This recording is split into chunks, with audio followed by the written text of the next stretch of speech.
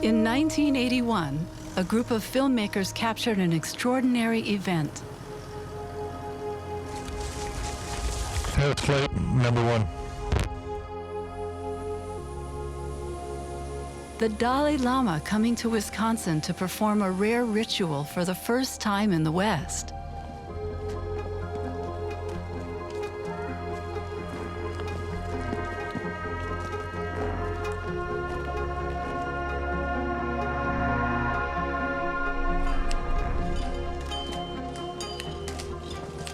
It was a ritual believed to have been taught by the Buddha to the king of Shambhala 2,500 years ago.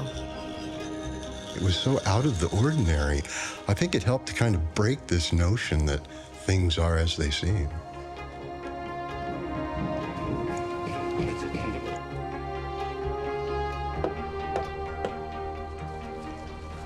It was the Kala Chakra, among the highest of the Buddhist tantric teachings. We were all part of this larger counter-cultural movement, the 70s. This is very clear. We must develop kindness, strong determination.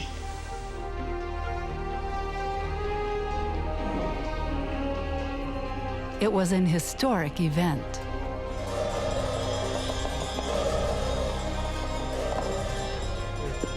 Okay. The filmmakers had unique access to what was called an empowerment for world peace, preserved for 1,000 years by Tibetan Buddhism.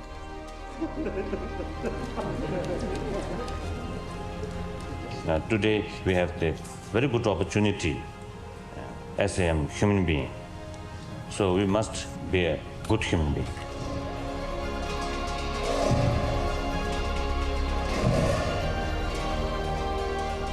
When the Envision documentary stalled, the filmmakers preserved the footage by placing it in the Smithsonian's Human Studies Film Archive.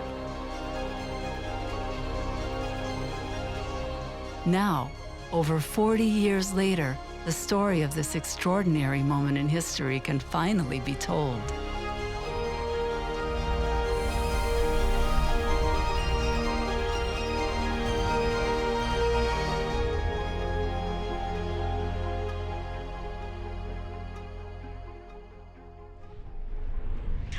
I am from a mining camp outside of Birmingham, Alabama. I had been going to Middlebury College in Vermont, and I decided I was going to go overland to India because I was interested in archaeology. Yeah, we were living in Colorado. We decided that we wanted to do an adventurous trip. I went to Cornell. I was one of 8 African-American students because in 1965, the schools were just allowing black students from the States. I actually wrote a letter to the Dalai Lama himself, being a bit naive and maybe too forward. I asked him where I should go study Buddhism, and he suggested that I go study in Dharamsala. We ended up in Dharamsala. We heard about Buddhist teachings there, and we went to find out what that was about. At that time, in Dharamsala is one of the places a lot of hippies are coming around.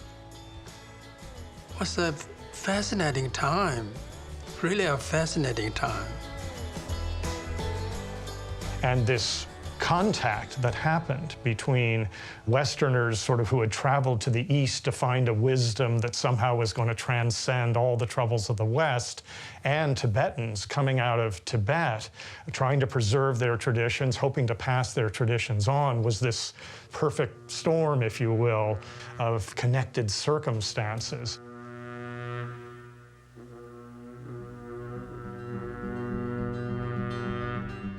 I got a chance to go to India, where these Tibetans, as refugees, had come and started their monasteries. So for me, it was like, whoa, I love these people immediately. I was captivated by Tibetans who seemed happy. And I know that they just got pushed out of their own country just a few years before. So I'm thinking, These people know something about historical trauma. They've got something they can teach me. So I had $100 left, and I heard about this Buddhist meditation course that cost $50 for a month, room, board, and instruction. And I thought, okay, that's half my money, and it gives me a month. Quite a number of foreigners, mainly Westerner, to come and go and getting some lesson or some teaching. And I personally met some quite helpful for their, I'd say, way of life. I had the good fortune of attending a Kala Chakra initiation His Holiness gave in Bodh Gaya in 1974. I had just come out of my introduction to Buddhism at Kopan, and everybody at Kopan abandoned the place and went directly to Bodh Gaya for the Kala Chakra initiation. And there were 90,000 people who came to that initiation. I had no idea what the Kala Chakra was. I accept it's the king of tantras.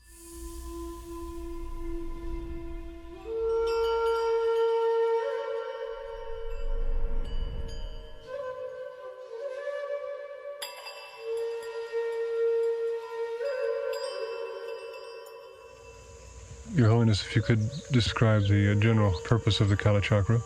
Now, sort of, is permission to study and to practice. Without initiation, these certain tantric teaching you cannot teach. Of course, you see any tantric teaching, the ultimate goal is Buddhahood.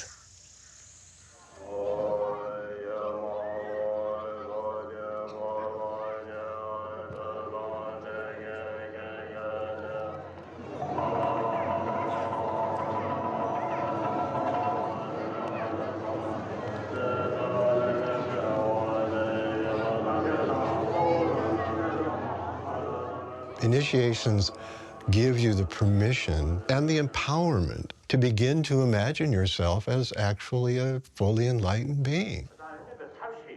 It uses visualization to transform our ordinary view of ourselves into a transcendent Buddha view.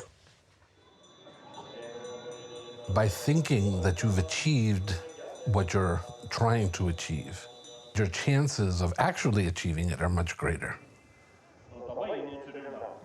Kind of trying to bootstrap yourself into the results, a state of Buddhahood. From this sort of idyllic year of joy and nonviolence and peace and different culture, I come back to this violent place where the Ithacans, the town folk, are gonna come get rid of the uppity Negroes at the university. And I have to take a side. I chose peace. That was just not me. Those images with rifle in hand was not me. And when we left India, we asked Geshe Dargye if there was some place in the U.S. where there was a good teacher that he knew of, and he recommended Geshe Sopa. Said Madison, Wisconsin. Madison, Wisconsin.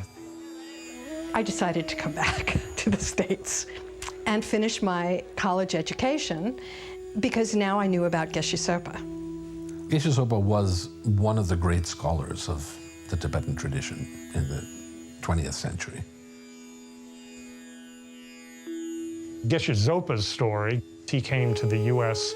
in the early 1960s to be the chaperone for some young lamas who had been sent to study English. He was hired by the University of Wisconsin, which was starting up a Buddhist studies program.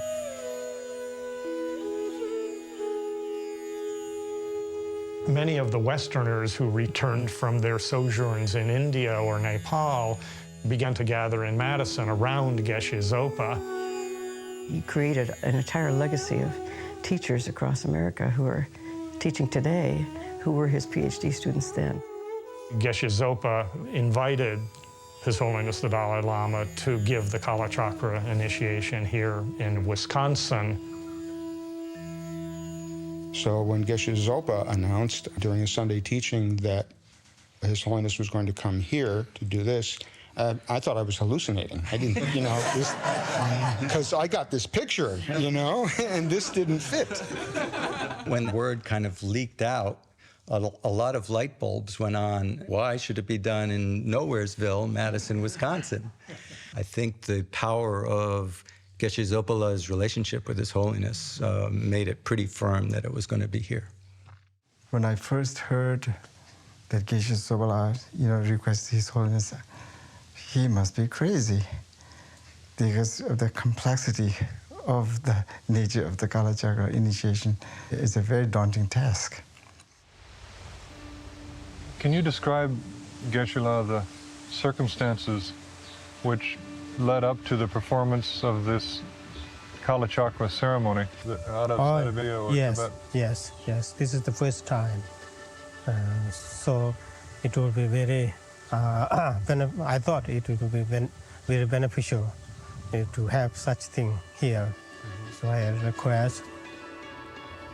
It needs a lot of preparation. So it is not easy. I told, it's better to wait. Then wait 1 year. Then he again asked. And I thought, all right then. All right. No? Because Kalachakra initiation is, in general is complex and it's so much preparations have been done. And then also it's kind of rare. So we don't have much time. Geshe-la bought the land and said, here's where it's going to be. And we looked out at this empty slope. And Geshe-la said, and then we need a pavilion for His Holiness to give the initiation sitting on his throne to however many thousand people are going to be out there. And we have 6 weeks to make this happen. It just didn't seem like that could possibly happen.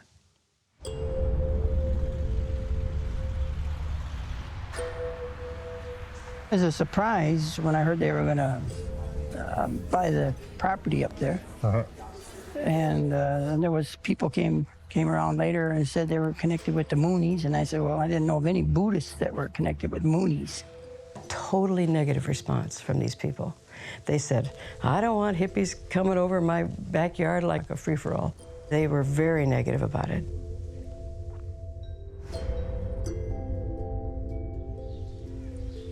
It did surprise me. Old-fashioned religious intolerance and xenophobia. Call meeting to order. The intent is to regulate the proposed gathering by the Buddhists. It's illegal as all get out. You have to adopt it an ordinance that is applicable to a generality that will prevent such things as was at Woodstock. You all remember years ago, of where many people died, where they had traffic jams out of this world, where they had town and county expenses that almost bankrupt the area. This is the sort of thing that's got to come under police powers, health, protection of property, and the like. My perspective, and the perspective I attempted to bring forward at the town meetings, was that if this were a Lutheran or Catholic group, would the concerns be the same? I've seen it go from strong resistance to acceptance, anyway, at this point.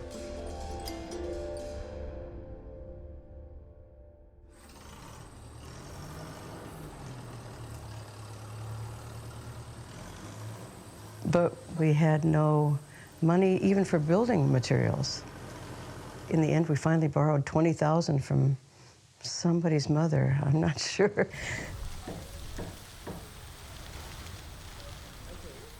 I just thought, well, I have my old friend Tom Driscoll. He was a poet, but he was really a hell of a builder. He was not a Buddhist. He didn't know what Tibetan Buddhism was. And I said, you know, if you want to come up here and help us build this thing, I think you'll really have an incredible experience. Well, the only thing I have to compare it to is other buildings I've worked on. The people are not professional construction workers. They're not a bunch of macho beer drinkers and paycheck hustlers, you know, tavern sitters. It's like it's better than the sound of people worrying about Ronald Reagan or inflation.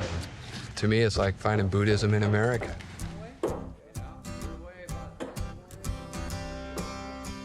I remember it as a lot of work, and it was a long time ago.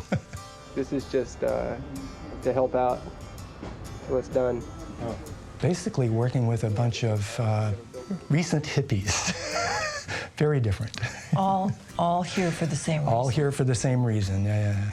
This was a labor of love. Mandala is actual Mandala cabinet here. Geshe was at the center of this storm of activity.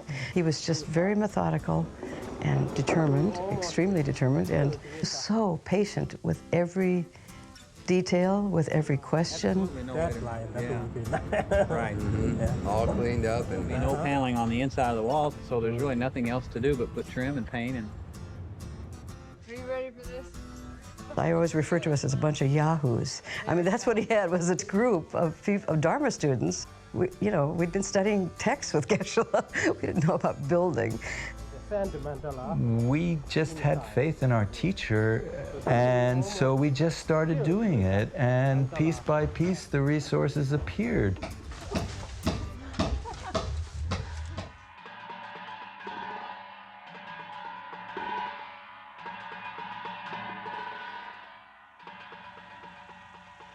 Before giving some bigger initiation, I myself remain at least a few days retreat and reciting some mantra and meditate.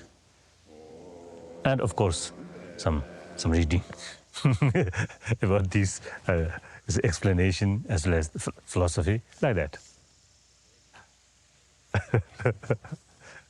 Though you see, I gave Kala Chakra initiation several times, but still I'm as a student. So I need a lot of study. It must be the most complicated of all the rituals to do, or perhaps one of the most difficult. It's complicated, but very, very interesting. So this sort of occasion is very, very, very helpful for me, for my own study.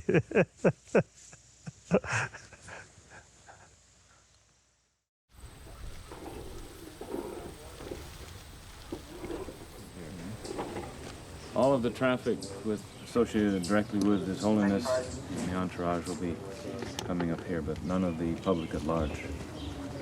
This is pretty much secluded. So I think His Holiness was purposefully choosing that Tantra to give to a Western audience, says this is good grounding for where the West could go. That is, this is like putting your stake in the ground for peace. Let there be peace. The kind of contextual story of the Kala Chakra is about reestablishing positive qualities and goodness and dharma in the world. yeah, we'll be working until the day. I hope that we are still hammering and sawing when His Holiness starts the ritual. Until they drag us away kicking and screaming. I think we'll be done in about 2 weeks. 2 weeks sounds about right. Yeah, and it is a fairly, by July 1st, promise. By July 1st. There you are. Right. Well, that's it.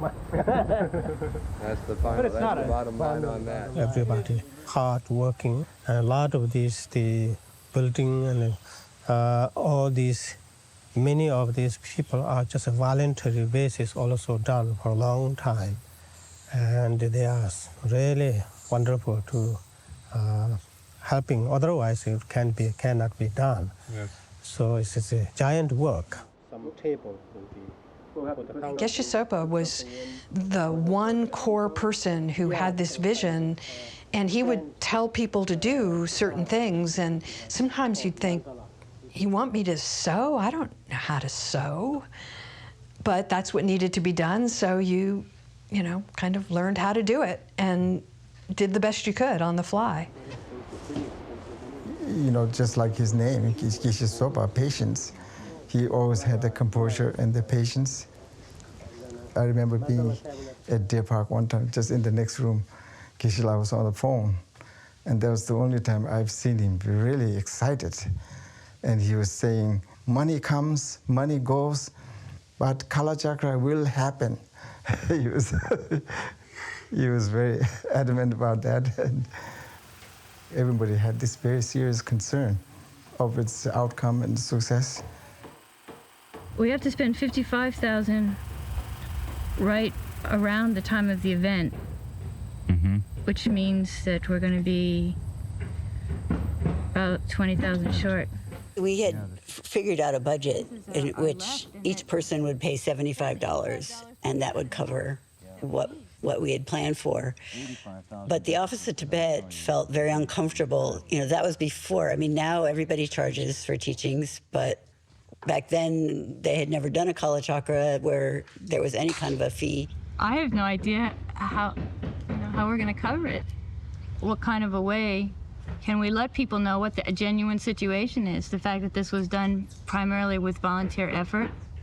It was the early days of the Dalai Lama being introduced to the American public, and the Office of Tibet was very sensitive about it not looking like he was coming here to make money or to sell his teachings. It was a big shock to us when they came down with the ruling that we couldn't charge what we had budgeted to charge. And this is the second day when the public comes, and we were talking yesterday about the terminology. Is this the second day or the third day, isn't it? No, it's the second day. We started on the 15th, right? Right, okay. And the 16th, and the full moon is the next day, the 17th, right? Mhm. That's the third day. Yeah. So this is the beginning of the actual 7 initiations, and Right. we were kicking around how we were going to translate this. Then we can discuss the term. Okay. 단도구쇼 이민이 대가원 비주얼은 집에다 주서 드리는 거서 또 집에 당고 째마다고 막 유튜브도 셔팅다. 근데 집에 주고 시작부터 셔팅해야 되는지 주딩만 From the birth of a child onwards too. I'm very grateful for the opportunity to act as bridge, as a translator between two cultures, because I see one side this way and another side, and when I translate, I feel like I'm merging the two cultures and make it understandable.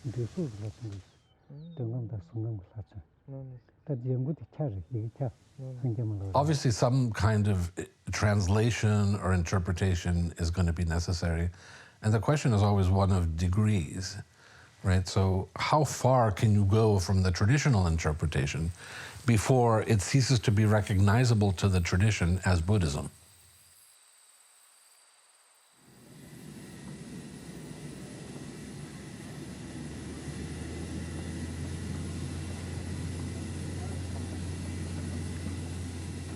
At the time, I was relatively young. I was 28 or so.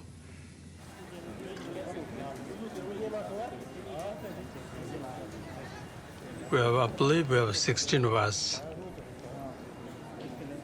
We were so excited to coming to the United States to see what is America like. This is a request by Geshe Sobala. He was a very, very important. So make sure his dream came as true.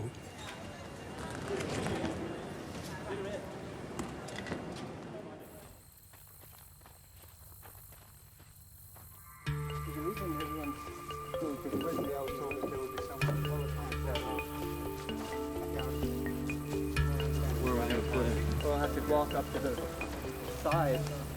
On this side, I think. I believe any religion belongs to everybody.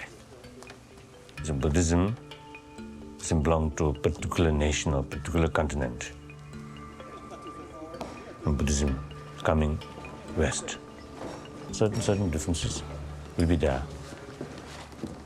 So gradually become a Western Buddhism, something like that. That I think should be.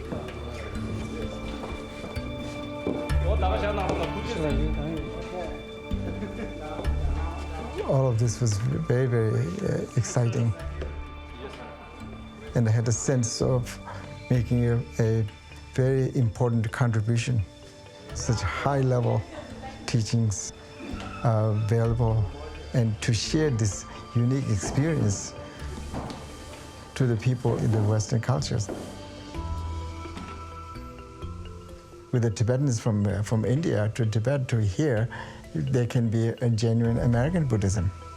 You guys hold it. I gotta get up and look at that. And the purpose is the same thing, to become a better person, to work for the benefit of others.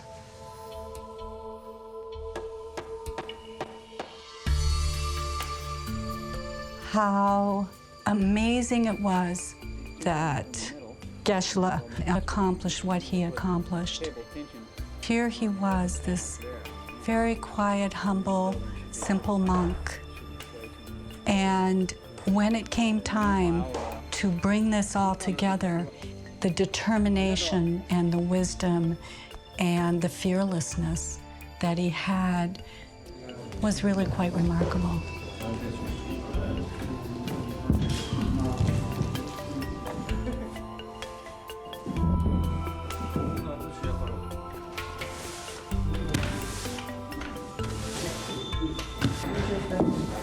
And I remember there being, thinking, this is so much work, and how do we sustain this, and how do we keep this, and why are we doing this? It was almost like, why, And then when His Holiness walked up, it's like, oh, this is why. This is why we're doing this.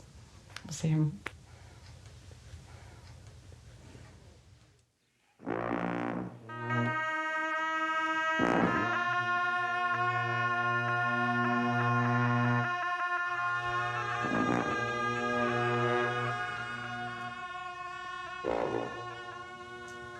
And the fact that he was here in the Midwest, right here outside of Madison, Wisconsin, my country, the Midwest.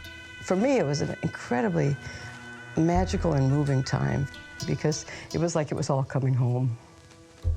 What I'd gone all around the world for was here.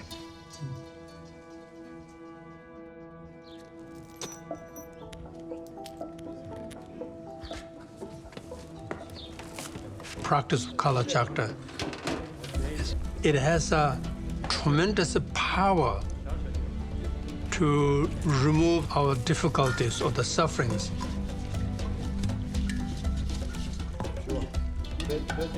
Mind is so complex.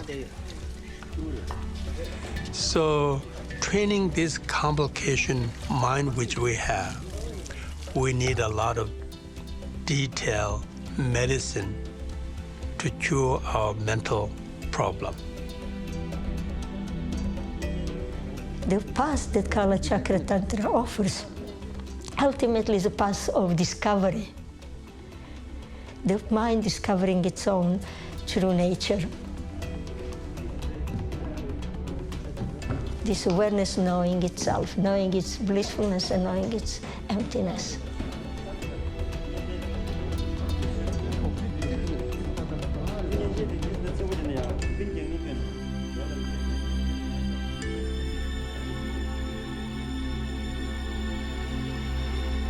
What we're seeing in there is a Kalachakra and Vishuddhamata, reaching the enlightenment need energy from the male and the female, equally important. The way that Kalachakra is depicted in what appears to be sexual union, people at that time were very worried about what would Americans who had no understanding of Buddhist thought, philosophy, what would they make of these seemingly sexual images?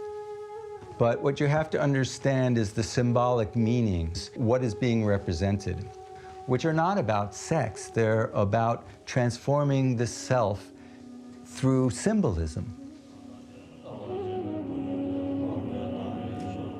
You see, they are holding these two religious objects. This is the yap, the energy of the father, and the bell represents the energy of the mother.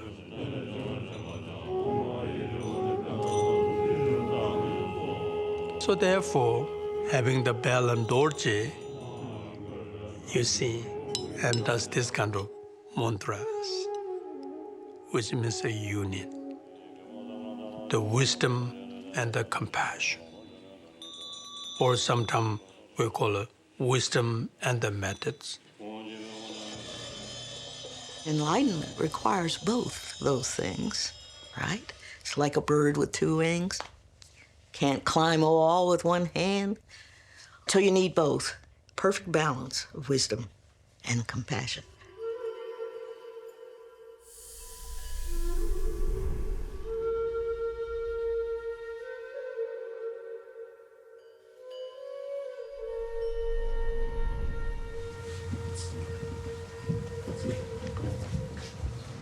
Now my work starts. Very difficult.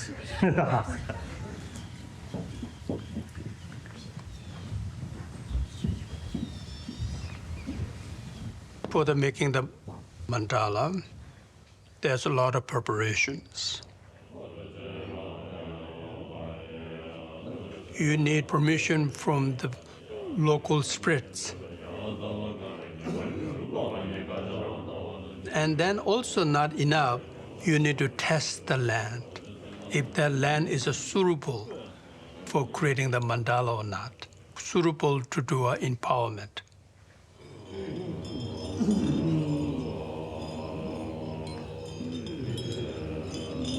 The ritual dance, they call it sagar, sakar. Sa means the earth, kar means the dance.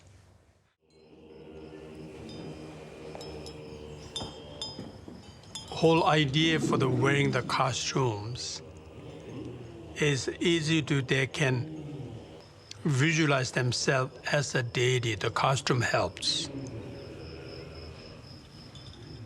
Each monk going through all this visualization.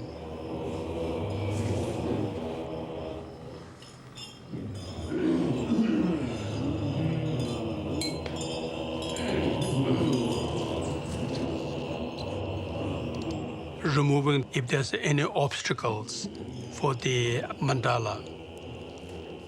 These things are happening at the first day. Only after these rituals are completed, then the monks could start the construction of the sand mandala. Usually it takes about 3 to 4 days.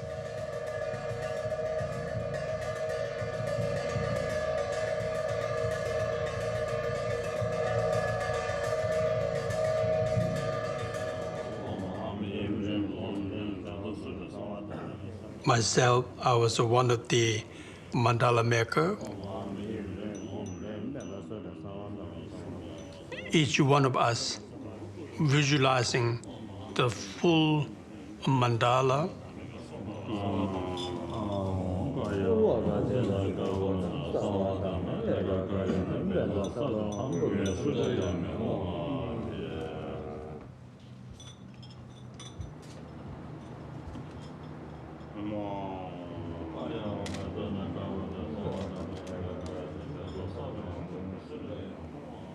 Kalachakra empowerment has to have a mandala for giving empowerment to the disciples.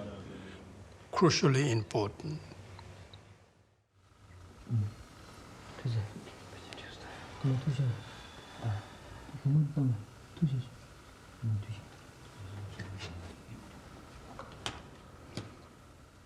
Mandala are the home for the deities.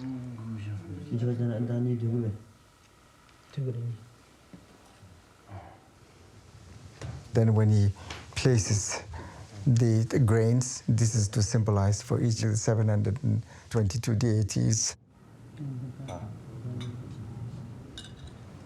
The 722 deities in this case is not necessarily we're talking about the 722 deities somewhere in the space and hanging there always.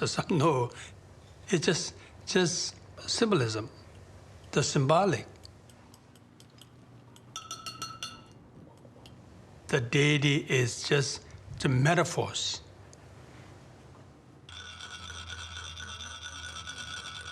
Each one represents the things we're living with, things we're hoping to achieve, in our life.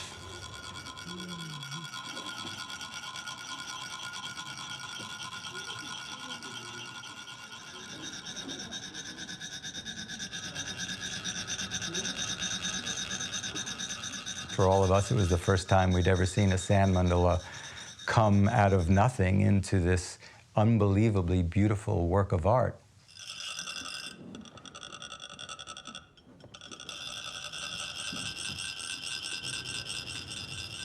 Tried to spend as much time as I could watching them. And one of the big problems was flies that were walking and leaving their footprints. And then the monks had to carefully do a lot of repairs.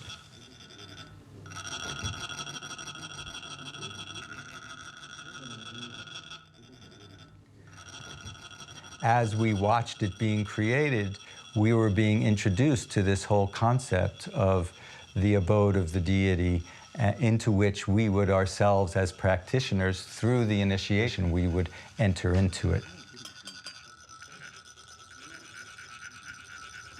There are all these levels of meaning in this mandala.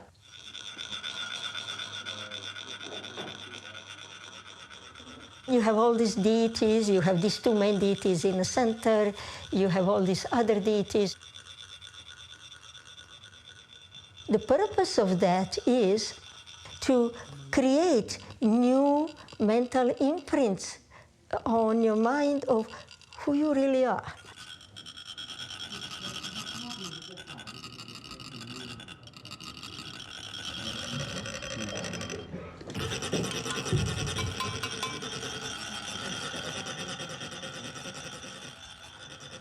If you understand the symbolism, then we'll again see that all that symbolism leads you to this unified way of seeing reality.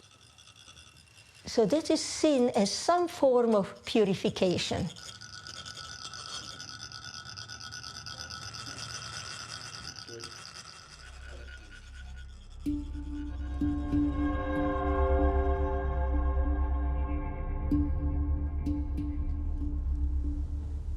The mandala. It's a blueprint, architectural blueprint of this three-dimensional palace of nirvana.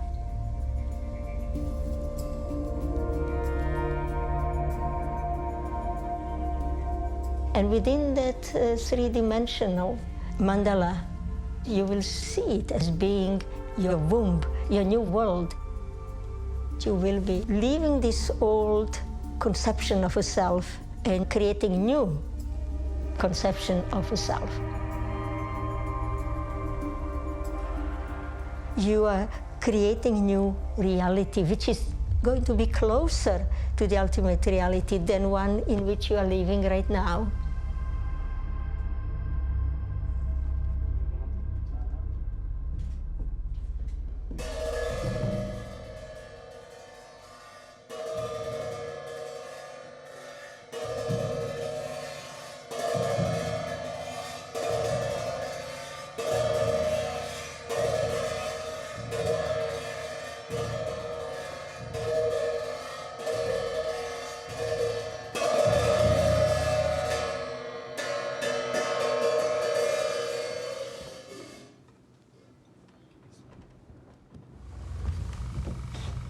The most important thing is, from my side also, I must have a good motivation, as well as from your side also, must have a good motivation. We are not doing some artificial or some.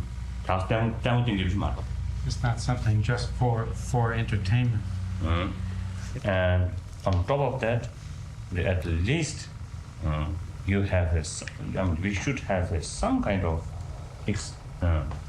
experience about the ultimate reality.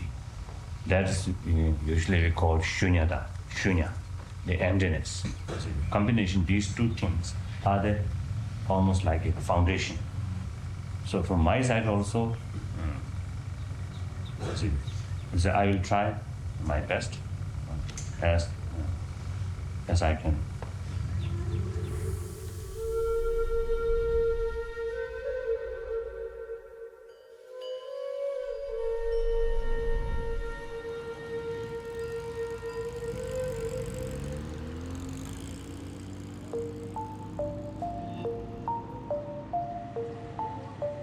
this question rise many times. People asking, why Your Holiness?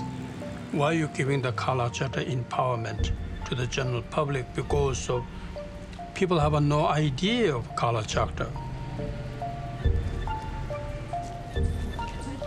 So what is your idea of giving this?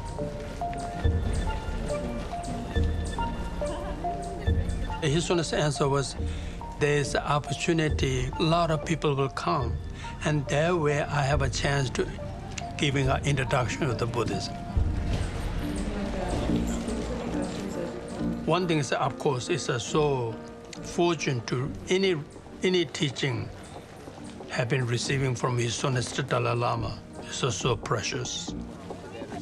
That's fine. Thank you so much. This is a once in a lifetime.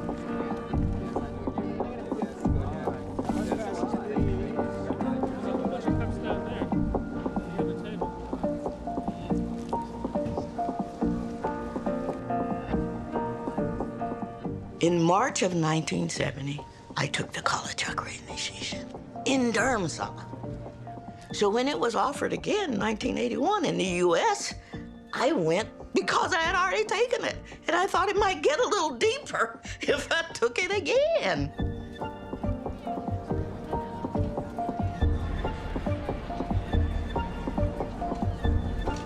According to Buddhism, we all have Buddha nature. We all have the potential to become enlightened beings, fully enlightened, fully awakened beings. And so when I heard that His Holiness was doing the Kala Chakra for the first time in the West, and he was doing it here at Deer Park, that brought me from the monastery in Switzerland, where I had been living. He, for one, has a very open-minded, open-ended attitude. It has to face its challenges in either case, you know. At the time the Kala Chakra was scheduled to be offered in Madison, I was in India. But because it was such an important event, a kind of historical event, I decided to come back to Madison. No matter where we're staying, whether we're in India or whether we're in the States, that for the most part, we all look toward His Holiness as an example of, well, as exemplary, as an exemplary Buddhist monk, as an exemplary Buddhist teacher, because he is very, very open-minded.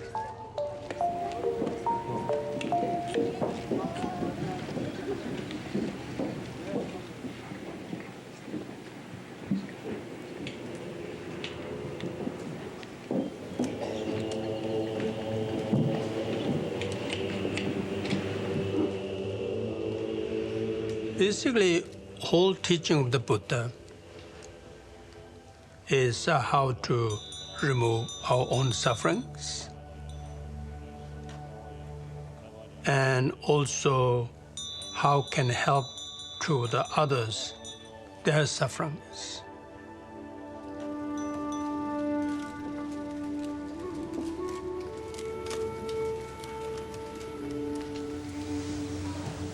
Even in present situation, we cannot achieve real, lasting world peace through anger, through hatred. Peace achieved through good motivation, good heart, warm heart, real human feeling. So once we develop anger, hatred, all the good atmosphere at once disappear. Even if you see couple, you promised you live together for whole life, for the rest of the life. But somehow you see hatred and anger grow, divorce, all these all these unexpected things come because of hatred, because of lack of kindness, lack of love, lack of understanding, lack of mutual respect. So you see, this is very clear. Now we must develop kindness, strong determination.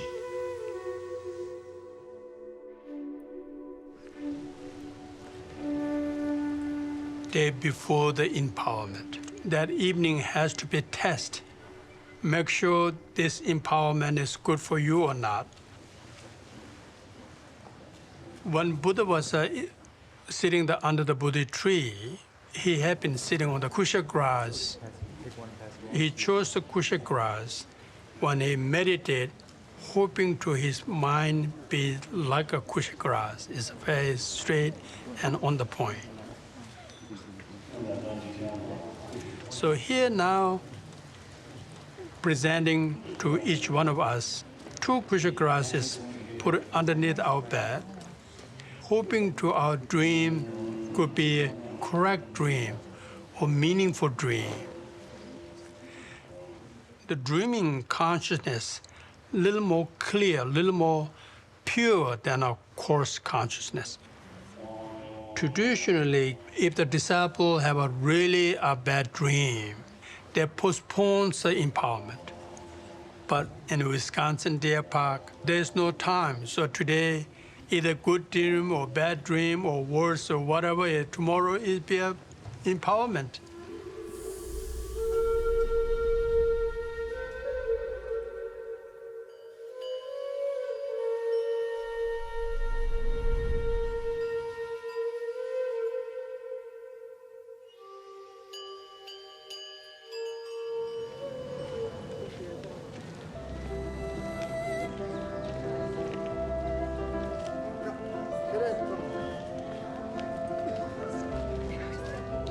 No Tibetan can miss this special occasion, so we can't miss it. We had to come and get the initiation. Just hearing His Holiness and the simple way that he teaches and the beautiful message that comes across, it's very inspiring. From the outset, just doing the practice, the initiation, and keeping up with it, I hope through that practice we'll learn more. I think about it very seriously. I wonder myself, will it change my life? That's all. Give me a lot to think about. So you might ask, how does Tantra work? I mean, how is this transformation taking place? While we are still these unenlightened beings, we take the fruit of being a Buddha and become that now. And we take that practice of being a Buddha now as the path to enlightenment. There are a number of different techniques for doing that, but one of the primary ones is visualization and imagination. The simplest way to think about the power of imagination and transforming yourself is sports. Divers, when they're learning to dive, are taught to see themselves doing this perfect dive. And that helps them do the perfect dive. So if you can do it with something like that, you can do it step by step, not immediately, but gradually, you can start transforming yourself.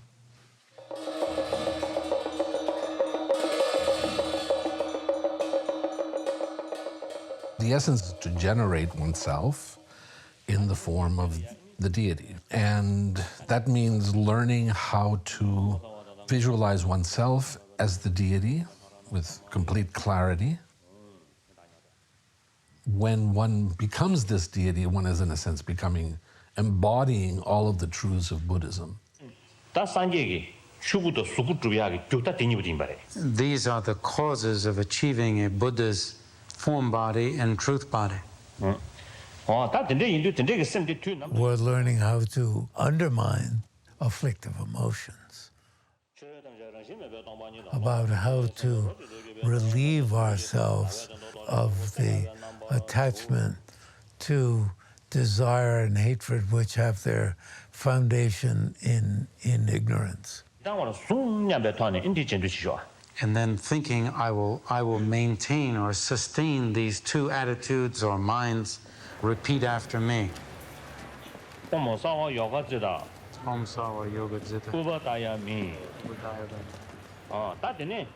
When I saw the first instruction of the practice, the first instruction says, think of the ordinary bodhisattva. Now generate yourself as having 1,000 times that bodhisattva's compassion. Generate that kind of thought of compassion for others. I said, well, I can't do it. That was just the first instruction.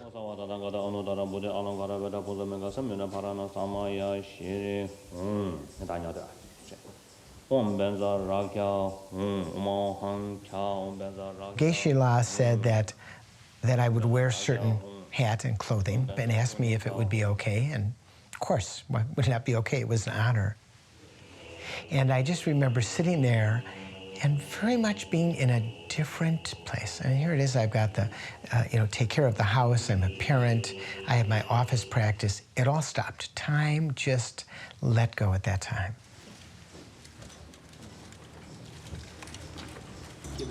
It was a huge honor to be given that privilege to participate in that way, to put on the deity costumes. I didn't really feel like I had done that much in terms of the preparations to warrant that honor. But I was offered it and I didn't refuse. I was still learning about the blessings and empowerment that can come from these types of rituals. Some people have described Tantra as being a kind of dress rehearsal for enlightenment because you act out the role of a Buddha before you've really become a Buddha. And in this case, it's a dress rehearsal in the literal sense that there is a kind of costume that reinforces your divine identity. Please distribute each one. Reason the Guru's giving the red ribbon is to cover your eyes. These days, we're wearing that red ribbon in here, but traditionally have to wear in the eyes. So that means, symbolically, you are not fully initiated to see the deities. As I repeat the mantra, think that all three eastern doors open and that you come up and enter inside the exalted body mandala. Each individual disciple visualizing the Guru, the Dalai Lama, clockwise taking them up to North Gate. But doors still closed, doors not open yet. Symbolically, you are in the mandala, but still that disciple is not fully initiated to meet all the deities. Still, we have to cover the eyes.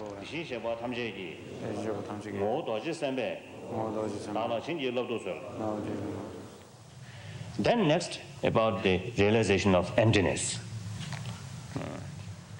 Any visualization begins like this. Nothing exists by itself. Ordinary eye and ordinary appearances completely dissolve. But then dissolve to where is the emptiness. Then seek the understanding that all phenomena do not inherently exist, do not exist in their own right. It takes a long time to begin to develop a relationship with that inner reality. And part of the intellectual study of Buddhism is, in some ways, prepares us to let go of our fixed view of this world being so real. This is first, now second. Om Ma Rao Da. Om Ma Rao. Son Da. Om Sawa Da Da Ga Da. Om Sawa Da Da Ga Da. Buzo Ube Tanaya. Buzo Tanaya. Emanam. Neya Dayami. Sawa Da Da Ga Da. Initiation causes the initiate to possess a blissful mind. One uses these peak levels of consciousness to concentrate on reality, to realize emptiness. With initiation, one gains the seed producing the fruit, the very subtle mind of clear light. Everyone has the Buddha nature, but we do not know as which lineage from among the 5 lineages, one will be Buddhified. Therefore, through dropping the flower here, one determines what that lineage will be.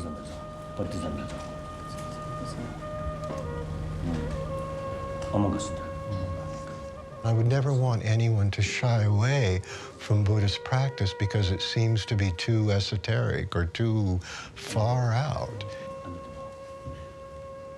Some of the most simple, basic teachings of the Buddha are the most important. Everything is suffering. There's a way out of suffering. It's under the control of your mind. If you can gain control of your mind, you can gain control of your suffering.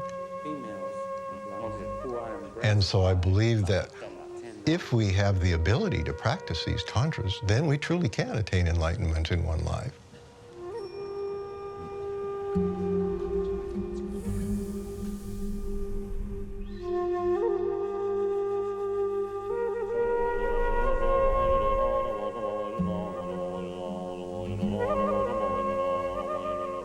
The Buddha, in the form of Kalachakra, gave the world this practice.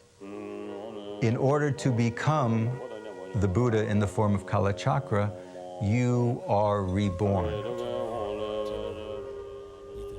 So the process of initiation is, in a sense, the passing away or the death of the current suffering form of self, and then the rebirth as Kalachakra.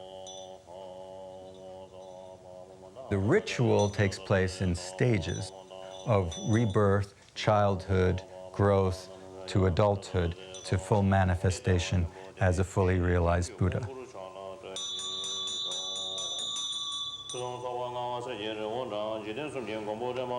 There's many steps to go. First one is water empowerment. The Guru, the Dalai Lama, taking each individual disciple by his right hand and up to North Gate. In the water initiation, the idea is purifying the disciples' 5 elements: earth, water, fire, air, and space.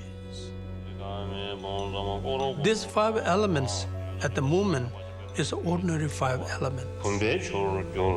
The male and female deities become absorbed, through which the fire of great desire melts the mind of enlightenment, which becomes the fluid of the vase. But now, these 5 elements transforming into 5 female Dakinis, which represents 5 wisdoms.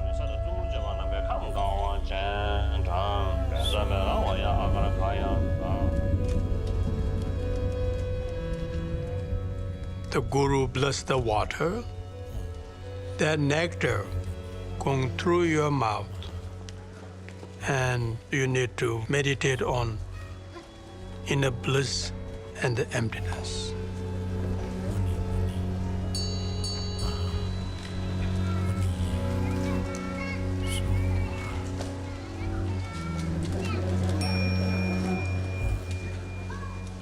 If we think of being a Buddha as being fully adult, and all of us as essentially being children spiritually, then the symbolism of the Kalachakra initiation with its use of these images of childhood is a perfect way of talking about how we all need to mature to a level where we actually can have some kind of wisdom. Now the second empowerment is called the Chöben Yiwang. Chöben means a crown. When I make the gesture of putting the crown on your head, think that the 5 Buddhas in the mandala itself are bestowing the crown initiation. It cleanses defilements of the 5 aggregates. It authorizes one to achieve feats by way of the 5 Buddhas. It sets potencies for the 5 Buddhas in one's continuum and makes one into having the capacity to attain the second ground as its fruit.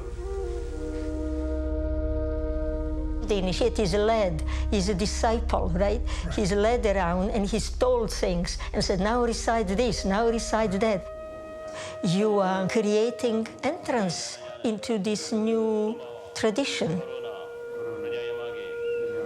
I tried to do the visualizations as best I could, and as the Kali Chakra was proceeding and become more and more complex, I picked up pieces of that detail that I thought I could visualize. And then I went to that spot and stayed there as best I could.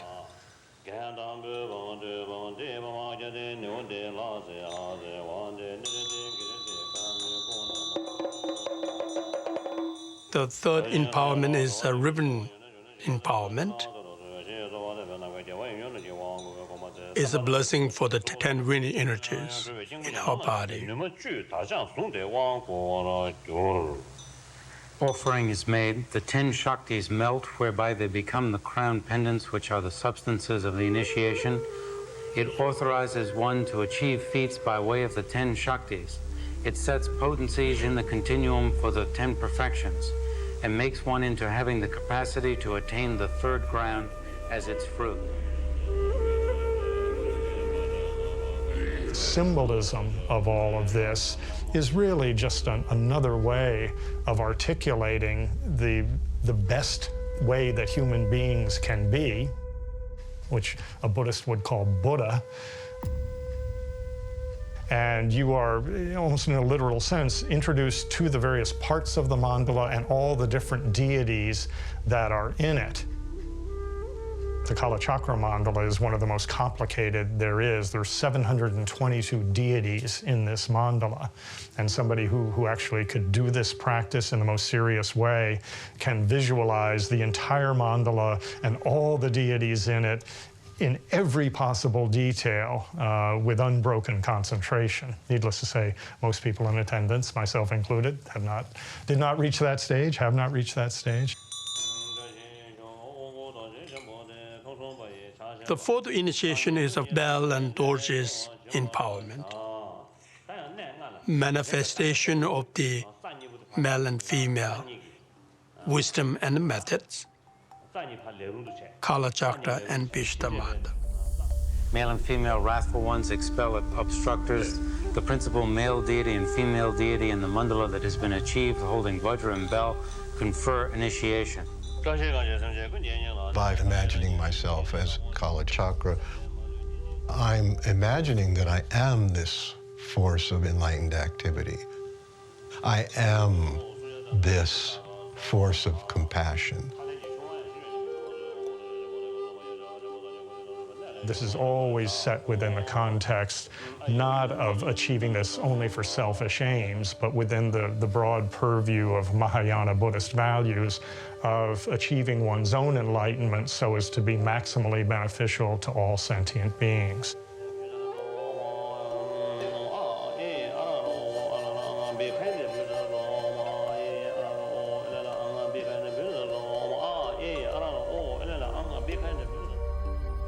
For the conduct initiation, one circles to the right. The student is led to the eastern door. In this initiation, one's sense powers and their objects are being blessed so that they're generated as deities, so that one will only generate a virtuous type of consciousness.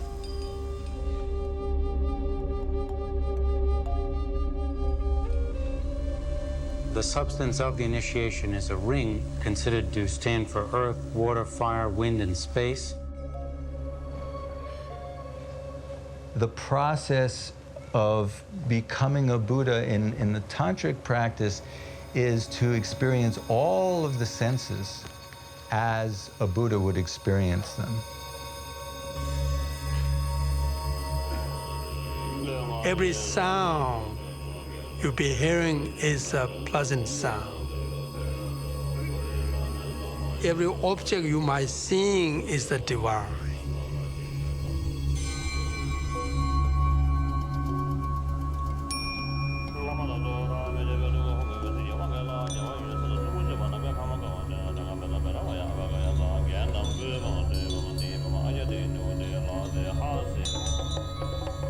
That person with whom I have been previously identifying, now I have left it behind, I have died, so to speak, to that person, and now I'm emerging as this new person. You are now leaving this old conception of a self, and you are creating new. conception of a self. Just as Vajradhara bestowed initiation, the source of good qualities, on the Buddhas for the sake of protecting migrating beings, so please also bestow such here. The conquerors in space, males and All the deities are giving you a blessing, dissolve into you to create a tremendous inner bliss. the male and female wrathful deities in the mandala that has been achieved, holding the bracelets, confer initiation.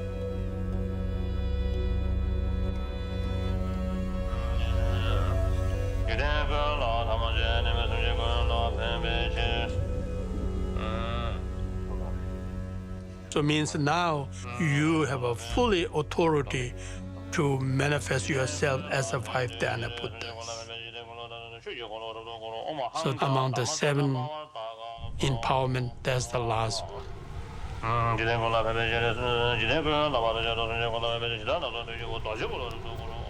I came away with a sense that what I view as ordinary reality is just scratching the surface. It just opened up this realm of possibility that something more was really possible.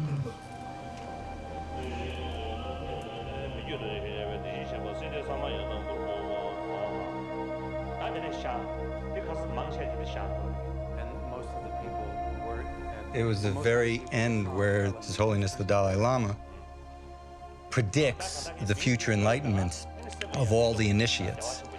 And he stands up on the throne, and at that moment, the wind rose. It was kind of biblical. It looked like almost a tornado might come and just pick everything up. It was that powerful a wind. And there were birds circling in the wind, right above the temple. All the banners were blowing around, and everybody was trying to hold things down up here.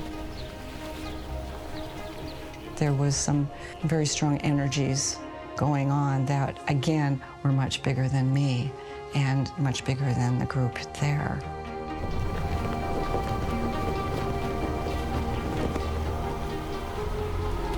We must sincerely practice which we believe, right?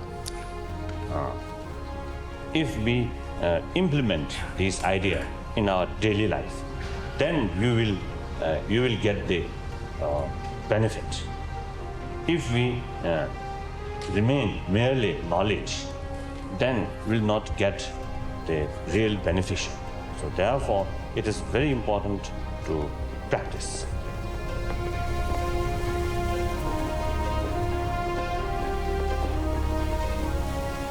We must have deep respect for non-Buddhist ideas or religions.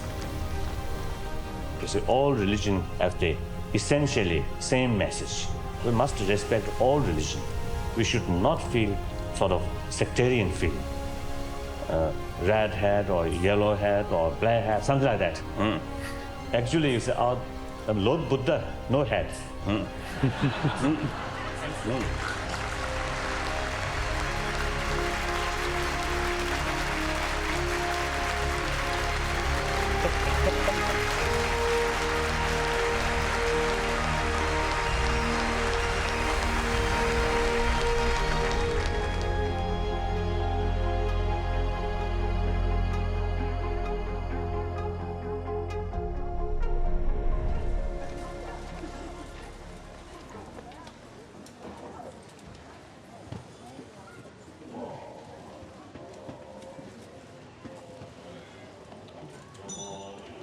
I think what the Kala Chakra initiation signified here was the definitiveness that Buddhism is here now in the States.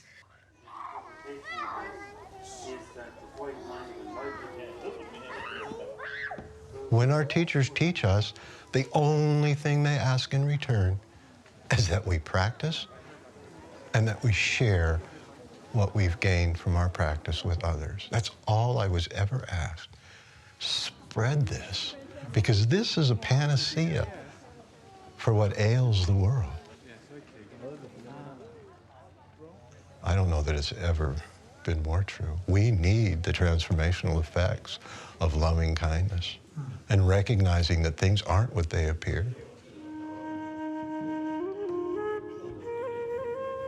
We were able to offer ourselves in helping to make this possible. It became a lot more personal, and it had a lot more meaning as well. And that has sort of stayed with me ever since then.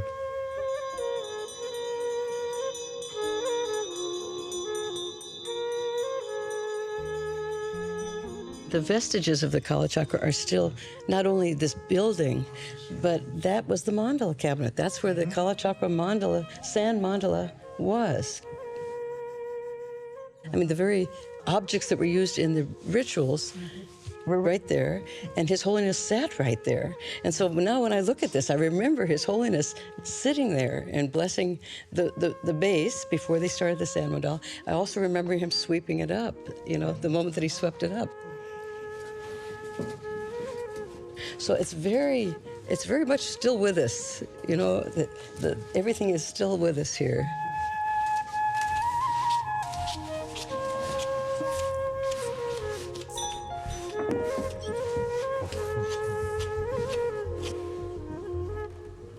The Kala Chakra initiation has served to get people to think about the interior life and to think about helping others and to think about transforming themselves for the sake of others.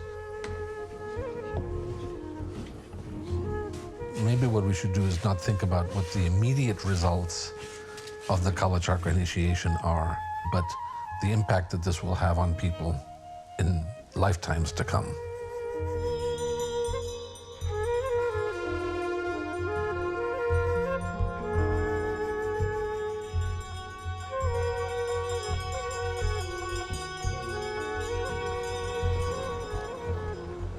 The experience of the Kala Chakra really centered me into really becoming as compassionate as I could with my patients, with my family, with myself.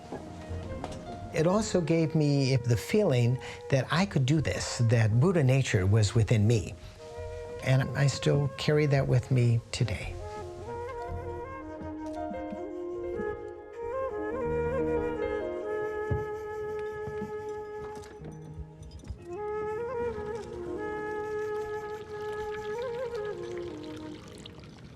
The true Buddhist point of view is enlightenment is a very achievable, not just idea. Your future is in your hand, not Buddha's hand.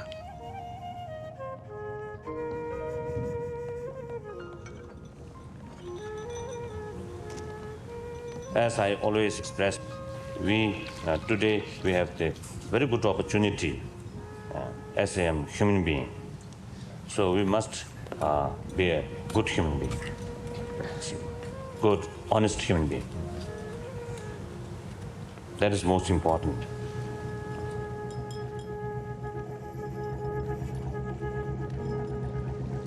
Can you foresee a time in the near future that you may go back to America? That's up to you. if you practice well and getting more qualification, then I always prepare.